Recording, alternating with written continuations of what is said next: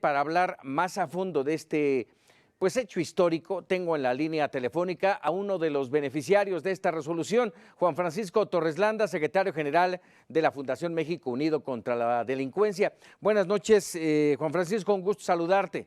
¿Cómo estás, Paco? Tocayo, qué gusto saludarte y encantado de estar con tu importante audiencia. Muchísimas gracias. Dime una cosa, en primera instancia, ¿de dónde nace esta idea de ampararse?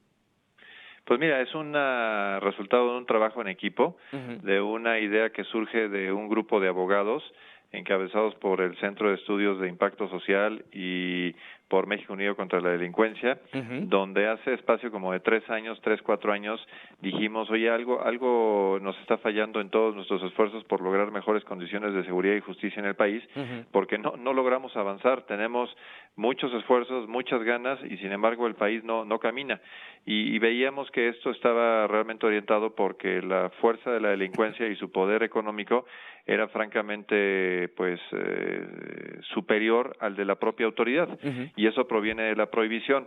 Entonces, aunque había un diálogo con el Ejecutivo, y ahorita, escuchamos la muy pobre reacción por parte del Ejecutivo ante este hecho, como la resolución de la Corte, vemos ahí que hay un diálogo muy estéril. En el Legislativo, de alguna manera, hay iniciativas, nada más que están dormidas, no avanzan. Hay 4 iniciativas en el Congreso Federal, hay una en la Asamblea Legislativa que están ahí durmiendo.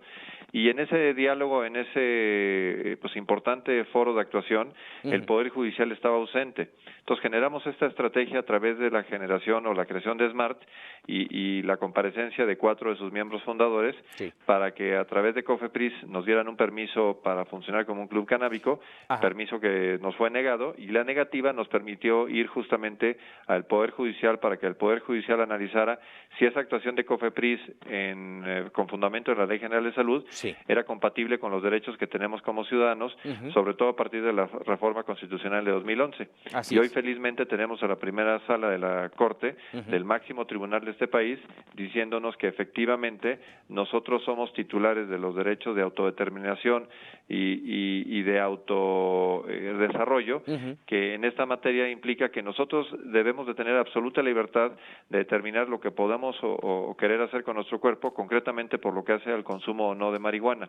Y eso es lo que se resuelve el día de hoy a favor de estas 4 personas físicas, y nos da un enorme aliciente porque justamente nos permite aspirar a cambios en la política pública, que ese es el objetivo primario, de dar al traste con una política que ha sido increíblemente costosa, con unos resultados sumamente adversos, con violencia exacerbada, con muchas vidas perdidas y sobre todo con una delincuencia que está hoy más fuerte que nunca.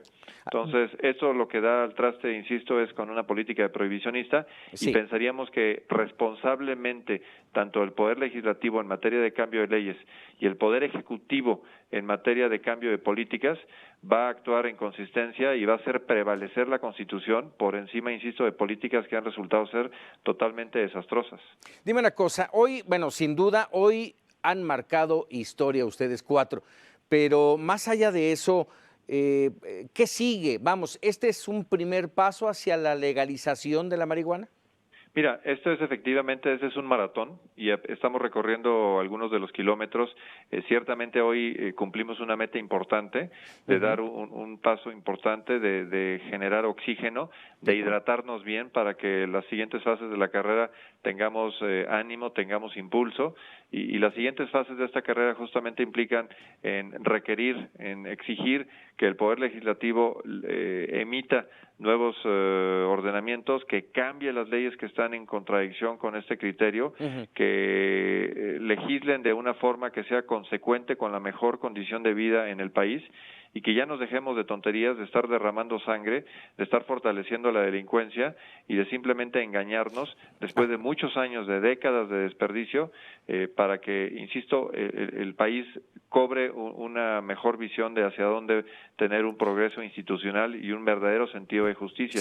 Cabe señalar que esta prohibición nos la impusieron de Estados Unidos y ellos ya van millas adelante, ellos ya van por otra vía totalmente distinta, y nosotros aquí seguimos debatiéndonos entre la vida y la muerte en una política que ni siquiera es nuestra, no es una política mexicana, nos la impusieron. Claro, dime una cosa, entonces, esto que ustedes, como bien mencionas, es un maratón, han iniciado este maratón, es más, no es tanto en contra del consumo como tal, sino contra la producción, la venta, la distribución y lo que genera en cuanto a violencia, corrupción y muerte. Totalmente, y lo que queremos es que el Estado recupere su capacidad regulatoria. Lo que queremos es que el Estado se vuelva un Estado donde lo que prive son las clínicas de salud, la prevención, la posibilidad de uno irse a atender si uno tiene un consumo problemático, pero no seguir bajo esta dinámica de que una persona que tiene un problema de salud, si fuera a tratar de explorar una solución, lo meten a la cárcel, bajo una dinámica en la cual lo único que generas, insisto, es un mercado ilícito en lo que los ganones son los delincuentes Sí. y a la ciudadanía nos tienen a fuego cruzado. Verdaderamente es un desperdicio de tiempo, de orden, de humanidad, de donde veas, realmente no hay una sola arista de la política prohibicionista que tenga una sola, dime una, no hay una sola que tenga un efecto positivo, es un desastre total. Entonces, por eso es que era tan importante que la Corte se pronunciara en este sentido y pues con mucho gusto te puedo decir que la votación de 4-1 es francamente de un impacto importante. Así es. Y así queremos o creemos que la autoridad lo debe leer. Repito, la conferencia de prensa de hoy por parte de la Consejería Jurídica nos pareció pobre, limitada, muy estéril, y seguramente es porque los tomó de sorpresa y seguramente en los siguientes días tendrán mejor capacidad de asimilar que esto realmente apunta en otra dirección.